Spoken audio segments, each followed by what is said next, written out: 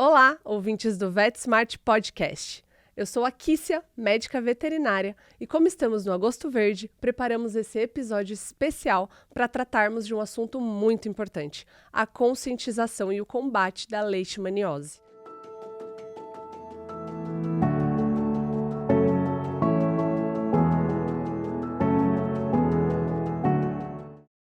Como ocorre a transmissão? Quais são as áreas de risco aqui no Brasil? Como diferenciar os tipos de leishmaniose? Como superar os desafios no tratamento da leishmaniose? Tudo isso e muito mais a gente responde aqui, com a participação especial do Dr. Paulo Tabanês, que é médico veterinário, mestre em infectologia pela Universidade de Brasília e é membro fundador do Brasileish, grupo de estudos em leishmaniose animal. Olá, Dr. Paulo, tudo bem? Seja muito bem-vindo ao VetSmart. Obrigado, Kiss. É um prazer estar aqui mais uma vez no VetSmart para a gente discutir esse assunto tão interessante que vai ser esse nosso bate-papo, né? Muito bom. Então, vamos começar. Dr. Paulo, primeira pergunta. O que é leishmaniose? Você pode explicar um pouco sobre o ciclo da zoonose? Tá, vamos lá. Como você já disse, Kiss, leishmaniose é uma doença infecciosa, uma doença infecto-contagiosa transmitida por um flebotomínio, que é o mosquito palha. O mosquito palha é o vetor, e esse vetor, quando se alimenta do sangue dos animais infectados, por exemplo, o cão, que alberga a forma do protozoário, porque é uma doença causada por protozoário, a leishmania, ele se infecta, muda um monte de formas, faz uma metamorfose ali dentro do flebotomínio, e aí esse flebotomínio, quando lá dentro, essa forma amastigota do protozoário se transforma na forma promastigota metacíclica, que é a forma infectante, num novo repasto sanguíneo, esse flebotomínio infecta outro mamífero suscetível.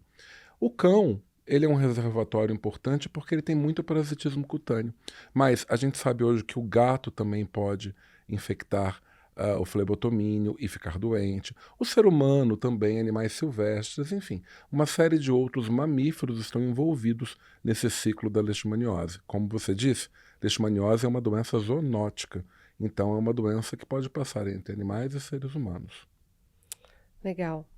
Dr. Paulo, quais são os principais sintomas da leishmaniose em cães? E essa doença também pode acometer gatos, né? Como você comentou. Exato, Kícia. O que acontece? Os sintomas é muito doido, né? Porque, assim, muitos animais infectados são assintomáticos. A gente está falando em torno de 70% dos cães que foram infectados não apresentam doença, porque infecção é diferente de doença, né? Infecção é quando o flebotomínio infecta, como expliquei anteriormente. Doença é a manifestação clínica, patológica ou clínica. Então, os sinais são muito variados, que vão desde não ter sinal, 70%, que pode ficar assim por até 7 anos, muito tempo, e quando tem sinal, não dá para dizer que nada seja patognomônico, seja específico. Leishmania é uma grande imitadora de outras doenças e, por isso, deve ser considerado um diagnóstico diferencial no dia a dia do clínico. O animal pode ter perda de peso, atrofia muscular, aumento das unhas, aumento de linfonodos e baço, doença de pele, dermatite, furfurácea, ulcerações, formações de granulomas na pele, alterações oculares, como por exemplo uveíte, alterações da locomoção, como poliartrite imunomediada, monoartrite ou poliartrite migratória. Esse animal, muitas vezes, o que mais leva ao óbito é a doença renal aguda ou a doença renal crônica. Esse paciente apresenta com muita frequência anemia, e é uma anemia de doença inflamatória, uma anemia normocítica normocrômica. Mas, eventualmente, ela pode levar a uma hemólise, e aí a gente vai ter uma anemia regenerativa com icterícia. Muitas vezes, né? Essa amarelidão. Trombocitopenia também é algo frequente. Pode-se ter leucopenia ou leucocitose, dependendo da fase, aumento no proteinograma, na verdade, aumento das proteínas séricas, e aí a gente está falando de uma hipergama-globulinemia, principalmente policlonal, gama e beta, com redução de albumina, e esse parâmetro é importante no acompanhamento. O aumento de globulina com redução de albumina tende-se a normalizar no paciente que responde bem à terapia e está estável. O animal pode apresentar hepatite, enfim, é uma doença inflamatória sistêmica. Inclusive sinais menos comuns, mas que têm sido mais comuns do que o normal, como gastroentéricos ou mesmo neurológicos, por exemplo. Logo, o veterinário tem que estar muito atento a qualquer tipo de apresentação clínica. Leishmania realmente é uma grande imitadora das doenças na clínica de pequenos. E a gente tem os dois formatos, né, da leishmaniose, a visceral, a tegumentar. Você pode explicar um pouquinho a diferença? Tudo isso que eu estou falando até então, eu estou falando sobre a leishmania infanto, que é o protozoário que leva a leishmaniose com essa característica visceral. Mas é visceral que também pode causar dermatopatia. Aliás, dermatopatia é uma frequência muito elevada, tanto no cão quanto no gato. Mas existem outras leishmanias, como a leishmania amazonenses e brasilienses, que são transmitidas por outros flebotomíneos, são outros vetores, que podem levar à dermatopatia, ulceração, entre outras, e eventualmente podem visceralizar. Mas, de fato, as políticas públicas hoje no Brasil são voltadas para a leishmania visceral, ou aquela que visceraliza com mais frequência, que é a leishmania infantum. Entendi. E o fato dela ser uma doença silenciosa é ainda mais crítico, né? Porque esse tutor ele vai levar o pet para o veterinário por alguma outra causa. E, eventualmente, esse clínico vai precisar fazer exames a ponto de diagnosticar uma leishmaniose, né? Olha, aqui você tocou num ponto muito importante.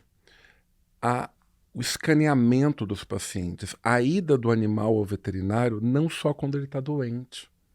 A prevenção. O problema é que a gente faz isso na nossa vida, não é? Você vai ao médico para prevenção, a gente vai no médico quando a gente está doente. E aí se descobre aquilo que está acontecendo. São poucas as pessoas que fazem prevenção. E isso se reflete no animal também. Infelizmente, o animal acaba indo para a clínica quando ele tem um sinal clínico. E aí, o veterinário vai ter que pegar esse sinal e, a partir dele, pesquisar todas as doenças que podem estar envolvidas, entre elas a leishmania. Seria muito legal, muito importante que houvesse uma conscientização, tanto dos tutores, e inclusive como dos veterinários, que fizessem check-ups, acompanhamentos, pensando em doenças infecciosas, tentar acompanhar a soroconversão dos pacientes. Fazer teste rápido ou sorologias de forma geral para Ehrlichia, para anaplasma, para leishmania, para babésia, e acompanhar se em algum momento esse animal vai ser exposto a esses patógenos, que são transmitidos por vetores. Por acaso, hoje a gente está falando de leishmaniose, leishmania infantum, pelo vetor Lutzomia longipalpis, mas a gente poderia falar sobre carrapato, ripséfalo sanguíneos transmitindo outros vetores. A gente poderia falar sobre culicídios transmitindo, por exemplo, Girofilaria. Logo, seria muito importante que os veterinários mudassem a concepção e começassem a escanear, a olhar o seu paciente com um olhar mais preventivo, porque, indiscutivelmente, é a melhor condução que a gente pode ter e é o que a gente melhor pode fazer para esse animal e para essa família. O cuidado com a saúde, né? Para uma Exato. vida longa e saudável. E após ser picado pelo agente transmissor, quanto tempo leva para esse animal começar a apresentar esses sintomas todos que o doutor comentou? Outro grande problema da leishmaniose é muito variável. Pode demorar 2 a 3 meses até 7 anos. Tem animais que nunca vão apresentar. Tem animais que vão conseguir segurar a doença, estão infectados, mantendo lá quietinho, às vezes até produzindo tão pouco anticorpo ou nenhum, que até mesmo o teste sorológico, que é aquele que detecta anticorpos, estará negativo. Os animais eles podem demorar em torno de 45 dias até 22 meses para soroconverter. O que é isso? Para um teste sorológico ficar reagente após a infecção. Logo, o tempo em que esse paciente ficará doente, ele é muitas vezes imprevisível a depender do número de parasitos, da virulência ou da agressividade desse parasito naquele organismo, do próprio organismo, da resposta imunitária, da genética. Uma série de fatores podem influenciar isso. Essa doença tem repercutido bastante na mídia nos últimos tempos, e as campanhas de conscientização têm ganhado força. Como é que está a prevalência disso hoje? Essa doença nunca saiu da mídia. O fato é esse. Infelizmente, Infelizmente, todo dia é dia de leishmaniose. Existe até um dia, um mês considerado, que é o Agosto Verde, considerado o mês de combate, prevenção e conscientização em relação à leishmaniose, onde o dia 10, o dia 10 desse mês é considerado o dia em especial e se estende ao mês, né? Por quê? Para se falar mais sobre prevenção, porque essa doença realmente é muito prevalente. O número de seres humanos infectados varia durante os anos. Agora, a média está em torno de 1.600, 2.000 seres humanos infectados. Claro, o Brasil é o país da América Latina que detém a maior parte dos casos de leishmaniose visceral. 97% estão aqui. Assim como 90% dos casos de leishmaniose visceral em cães também estão no Brasil. O Brasil acaba sendo realmente um espelho, até mesmo para a América do Sul e América Latina, em relação às suas políticas públicas e a forma de controle da leishmaniose. Agora, é uma doença importante, sim, de baixa morbidade, eu digo. Poucos indivíduos ficam infectados e doentes, mas quando ficam, tem uma letalidade importante. Hoje a letalidade no ser humano está em torno de 10 a 10,5% no Brasil. E isso muitas vezes tem relação com diagnóstico errado, tempo de diagnóstico ruim e longo, terapias instituídas de forma inadequada, a própria ação da terapia. Tudo isso tem que se levar em consideração em relação à letalidade. Agora, quando a gente compara leishmania com dengue, imagina, é capaz de você mesmo conhecer 2.000 pessoas que já tiveram dengue. Ou seja, a dengue é uma doença muito prevalente, morbidade elevada, as pessoas ficam doentes fácil, se infectam fácil, mas tem menor letalidade. Então a importância da leishmaniose também está, além da infecção e da doença, do caos que ela causa na vida das pessoas, né? Também está na letalidade, que é bastante elevada. Os casos variam bastante, né, de acordo com a região do país. Existe pontos de atenção hoje no nosso território referente à maior prevalência de leishmaniose? A leishmaniose, ela começou, foi meio que descoberta ali, pesquisada pelo casal de médicos Dini e Dini, lá na década de 50, 60, 1950 e pouco, 60. Lá em Fortaleza, no Nordeste. E daí, antigamente, se tinha uma prevalência maior no Nordeste. Hoje, está meio que pau a pau. Metade está no Nordeste, metade está no resto do Brasil. Então, leishmaniose tomou realmente uma distribuição nacional. Praticamente todos os estados já tiveram casos autóctones de leishmaniose humana. E, claro, muitas vezes, ou na maior parte das vezes, é de fato o cão o sentinela. Um caso humano, ele é precedido de um caso em cão. E é por isso que, como sentinela, a gente sabe que a doença começa a acontecer na região em seres humanos e, obviamente, em cães também. Antes existia uma falsa impressão de que apenas algumas regiões, né, as mais quentes do país, tinham a prevalência de leishmaniose, né? Até eu tenho um caso de um pet que ele morava no litoral e achavam que não era leishmaniose, porque não era foco de leishmaniose. Então, alguns veterinários não queriam nem testar, né, leishmaniose. E hoje a gente vê que está no Brasil todo. Sim, isso é um ponto. Leishmaniose, normalmente, ela é silenciosa, como você falou. Não é, por exemplo, como parvovirose. Parvovirose é simples. Você tem lá, o vírus infectou a ninhada, por exemplo, ou infectou um animal. Ele tem 7 dias de incubação, mais 7 dias de apresentar doença ou não. Ou ele vai morrer, ele vai ficar bem. Ponto. Normalmente, sendo mais superficial, é isso que acontece. Leishmania não. Leishmania fica silenciosa por muito tempo. Se esconde atrás de sinais que o clínico acaba pesquisando e tratando como outras doenças. E aí, de repente, um boom de casos acontece. Mas eles já estão lá, faz Muito tempo. E é isso que vem acontecendo. O Brasil, ele tem uma temperatura, um país tropical, com uma temperatura muito agradável para os vetores e para os patógenos. Junta-se isso à falta de prevenção. Junta-se isso à falta de medicalização. E isso tudo leva a uma condição, claro, animais abandonados, animais de rua. É um aspecto social, econômico, político envolvido nisso tudo, as condições higiênico-sanitárias. Todos esses aspectos levam, além mesmo, inclusive, de destruição das matas, fragmentação de habitat, queimadas, enfim. É um conjunto, né? Um conjunto de situações que levam ao aumento dessa infecção e dessa doença e mesmo a se espalhar pelo território, que é bastante propício pela sua temperatura e pelo seu clima. Dr. Paulo, e o diagnóstico correto, ele é fundamental para combatermos essa doença, certo? Como podemos realizar esse diagnóstico? O diagnóstico é um outro ponto crítico. Aliás, só tem ponto crítico, né, falando de Nossa. leishmania. O diagnóstico, realmente, ele é baseado, como todo diagnóstico, na história do paciente, nas alterações clínicas e laboratoriais que ele tem, que dão uma pista do que pesquisar, ou seja, se tem anemia, trombocitopenia, proteinograma alterado, doença renal, além dos sinais clínicos visíveis pelo veterinário, e aí se desconfia de leishmania, e eu sugiro que você desconfie sempre, a gente vai partir para os testes específicos. Os testes específicos a gente divide em grupos. Ou eu vou procurar a reação do organismo à presença da leishmania produzindo anticorpos, eu vou procurar essa forma indireta de infecção, que seria a sorologia, ou eu vou procurar o próprio parasito, numa lâmina ou um pedacinho dele molecular via PCR, reação da cadeia de polimerase, ou via imunohistoquímica num tecido.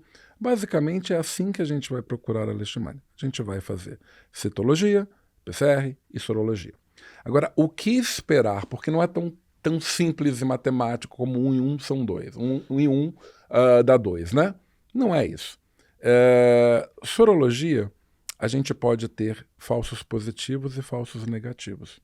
Então, títulos baixos podem ser em pacientes que foram infectados por Trypanosomatídeos, Leishmania tegumentária, e às vezes até mesmo alguns trabalhos mostram relação a Ehrlich.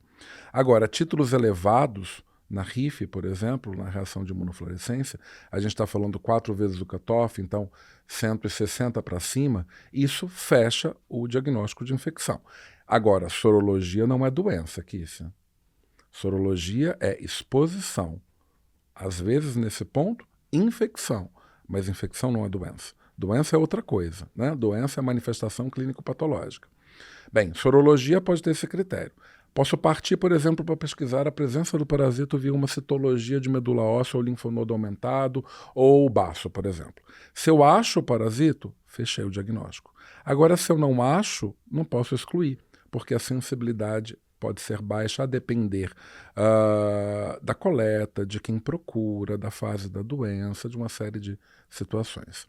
PCR, preferencialmente qPCR, quantitativa, é bastante interessante, principalmente se feito de medula, porque o sangue periférico tem baixa sensibilidade, então acontece de terem, por exemplo, com frequência, falsos negativos.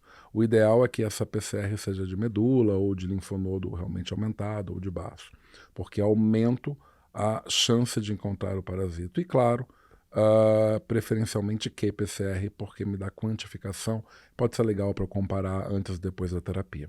Como eu falei da sorologia, dos falsos positivos, também pode ter falso negativo, né? Então, se o veterinário tem desconfiança de leite, fez uma sorologia, deu não reagente, mas você tem desconfiança, continue sua pesquisa com testes citológicos, parasitológicos e moleculares. Por quê? O animal pode demorar 22 meses para soro converter. Aliando essas técnicas, muitas vezes você vai ter sucesso, sim, no seu diagnóstico da leishmaniose. E o tratamento, Dr. Paulo? Tem protocolos diferentes para os tipos de leishmaniose? Bem, a leishmania no cão, ela pode ter estágios diferentes. A gente estadia a doença. Existem os critérios de estadiamento do Leish-VET, que é um grupo europeu, e existe também o estadiamento feito pelo Brasileish, que é um grupo brasileiro. Eu sou fundador, junto com outros 9 pesquisadores, desse grupo que se chama Grupo de Estudos sobre Leishmaniose Animal Brasileish.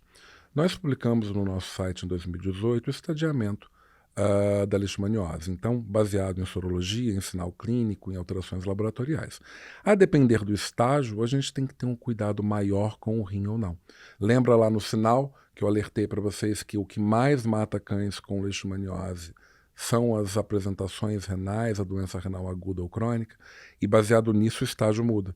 Mas aí a gente vai seguir as recomendações, por exemplo, de uma outra associação, que é o IRIS, que é a International Renal Interest Society, tanto para doença aguda quanto para doença crônica, e vai tratar as alterações baseadas nessas recomendações. Agora, em relação à leishmania em si, a gente associa drogas imunomoduladoras, drogas leishmaniostáticas, que diminuem a reprodução da leishmania, e drogas leishmanicidas, que ajudam a matar a leishmania. Lembrando que, quando eu digo matar ou ajudar a matar, significa que eu não tenho cura parasitológica.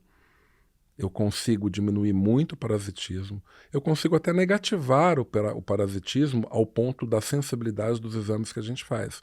Mas isso não quer dizer que aquele parasito sumiu dali. Essa cura parasitológica ela é improvável. Com o tratamento, a gente também consegue levar a uma cura epidemiológica. O que seria isso? Esse animal que poderia ser infectante para o flebotomínio deixa de ser enquanto a terapia está agindo de forma a ter a remissão. Então, ele não seria infectante ao flebotomínio. Agora, a cura parasitológica a gente não consegue.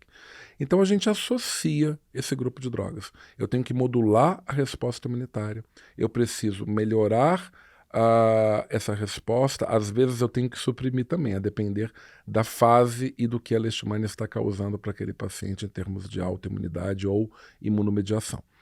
Diminua a reprodução da leishmania, por exemplo, com alopurinol, porque diminui a síntese proteica, e isso faz parte de um aumento da remissão, ou digo, um tempo maior de remissão das recaídas, e entra com a droga leishmanicida. Hoje no Brasil, a gente só tem uma droga leishmanicida autorizada para esse fim, que é a miltefosina, que é o milteforam.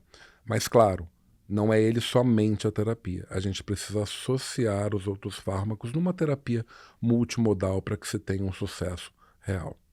Cuidar da vida longa desse pet. Bom, pelo que conversamos até aqui, já deu para entender que a leishmaniose é uma grave questão de saúde pública, devido à sua capacidade de afetar tanto os humanos quanto o pet, como a gente comentou sobre a zoonose. E quais são as melhores opções para a prevenção da doença, né? A gente falou tanto da importância dessa abordagem preventiva, o que a gente pode fazer para prevenir a leishmaniose.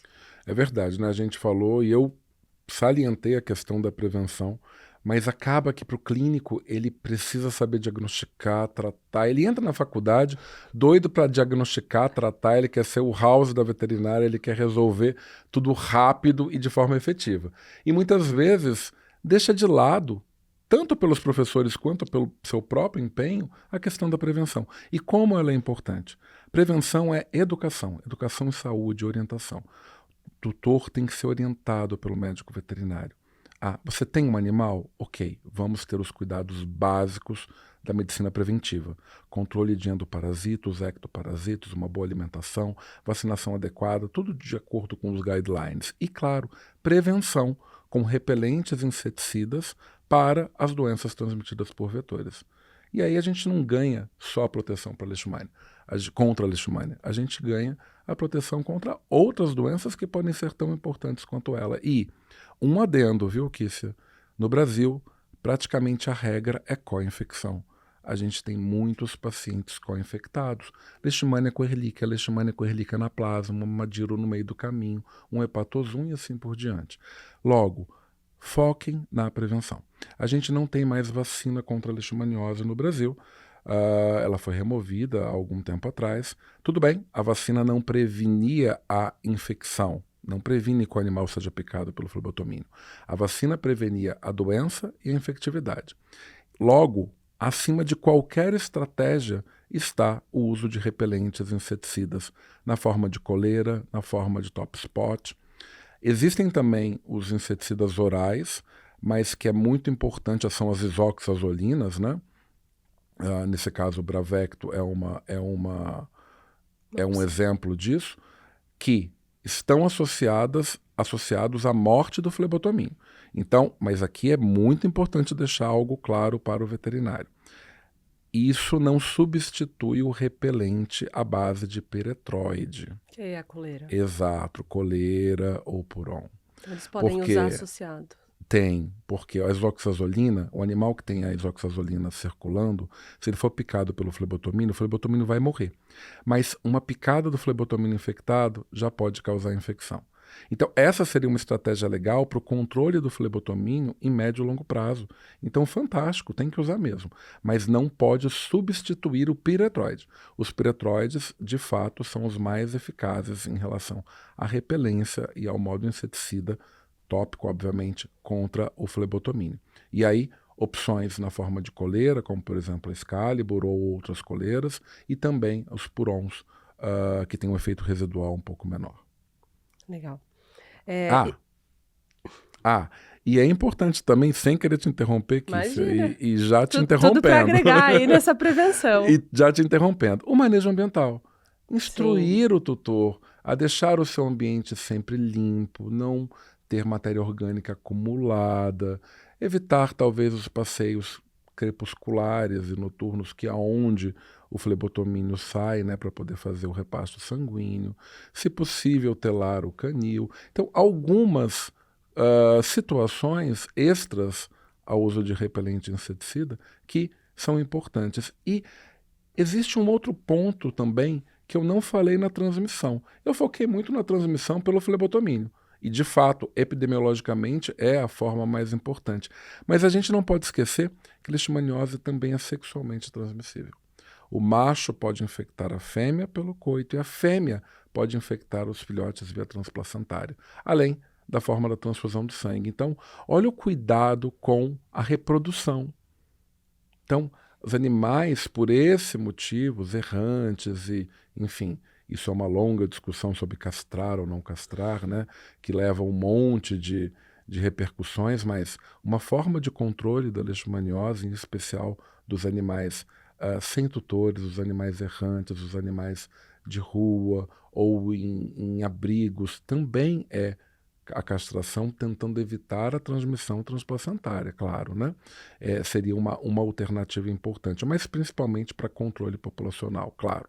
Quanto mais animal aglomerado, sem condição higiênico-sanitária, a gente prevalece, a gente predispõe à transmissão de doenças infecto-contagiosas. Então, esse também é um ponto importante na prevenção. Entender que não é só pelo flebotomínio, que existem outras formas, e são formas que a gente consegue conter. Muito bom. Multimodal envolvendo, inclusive, o nosso ambiente, né? Dr. Paulo, e você pode contar um pouquinho pra gente como que é essa doença em gatos? Pois é, a doença em gatos tem sido cada vez mais diagnosticada. Então, hoje a gente sabe que gato se infecta, sim, não depende de ter outra doença ou uma retrovirose, pode infectar o flebotomínio e, inclusive, infectar outros mamíferos. Bem, o diagnóstico no gato, às vezes, é um pouquinho mais complexo, porque nem sempre ele soroconverte com as mesmas magnitudes que um cão. Como na leishmaniose, no gato, ele tem muita frequentemente lesões dermatológicas, essas lesões de pele acabam sendo um bom foco para a pesquisa. Então, se ele tiver alteração dermatológica, vai nessa lesão. Granuloma, ulceração, coleta um fragmento, faz PCR, faz imunohistoquímica, faz citologia, ali vai ser um bom tecido. Bem, se ele não tem manifestação sistêmica, eu digo, não tem manifestação cutânea e é só sistêmico, daí PCRs de linfonodos aumentados ou de medula e imunohistoquímica dessas regiões, principalmente PCR, pode ser mais interessante. O tratamento, não há uma indicação direta do uso da miltefosina como droga leishmanicida na sua bula. Ele realmente acaba ficando muito com imunomoduladores e alopurinol como leishmaniostático. E a prevenção está pautada em apenas um tipo de piretroide, que é a flumetrina, porque os outros piretroides podem causar alterações importantes, enfim, podem ser tóxicos para o gato. Logo, cada vez mais a gente tem que olhar com um olhar diferente a leishmaniose no gato. Ao invés de pensar que ela é rara, talvez pense que ela seja desconhecida. Dr. Paulo, para resumir, quais dicas o doutor daria para os nossos colegas conduzirem esses casos? Olha, para resumir, uma doença que é complexa, né? Bem, de forma geral, colegas, doutores, percebam que leishmaniose leishmania pode estar em qualquer lugar. ter qualquer sinal clínico, qualquer manifestação clínico-patológica. É diagnóstico diferencial de todas as doenças. Não pensem que porque você encontrou Ehrlichia, não tem que pesquisar leishmania, ou porque você encontrou leishmania, você não vai pesquisar Babese. Perfeito. Os sinais são realmente, se misturam e mimetizam demais as outras doenças. Façam o estadiamento da leishmaniose para que você tenha um bom tratamento e acompanhamento. E não é só tratar, precisa acompanhar esse paciente a vida inteira. E, principalmente, preconizem, reforcem, perguntem novamente, expliquem tudo sobre prevenção. Não basta prescrever a sua receita. Você precisa saber se está fazendo. Claro, ninguém vai obrigar ninguém a fazer nada, mas o nosso papel é instruir, orientar e prescrever a prevenção, na forma de coleiras, purons e todo o manejo ambiental que foi discutido. Dr. Paulo, queria agradecer muito esse nosso bate-papo. Não tenho dúvidas de que o nosso principal aliado ao combate dessa doença é a informação. E a nossa troca aqui, ela foi muito rica, graças a todos os seus apontamentos. Então, queria muito te agradecer esse bate-papo. Eu tenho certeza que os nossos colegas ouvintes vão ficar muito contentes com tudo que eles ouviram aqui. Que bom, que isso eu fico muito feliz de poder contribuir na formação e na informação do médico veterinário, que é isso que a nossa medicina veterinária hoje precisa. Muito obrigado pela entrevista, foi excelente, foi bem descontraída. Obrigado ao VetSmart, obrigado ao MSD pelo convite. Também gostaria de agradecer à MSD. O combate à leishmaniose é um esforço conjunto. Informe os tutores sobre a doença e, em caso de suspeita ou confirmação, notifique os órgãos responsáveis. Para ajudar na luta contra a leishmaniose, a VetSmart, que faz parte do ecossistema da PetLove, oferece até 30% de desconto em produtos para prevenção e tratamento. Use o cupom LEISH. Não perca a oportunidade de participar da comunidade VetSmart, a maior e mais completa comunidade de medicina veterinária do Brasil. Lá você pode interagir com colegas, além de compartilhar materiais de estudo, casos clínicos, experiências e ainda tirar dúvidas gerais sobre diferentes temas. Basta acessar o site comunidade.vetsmart.com.br.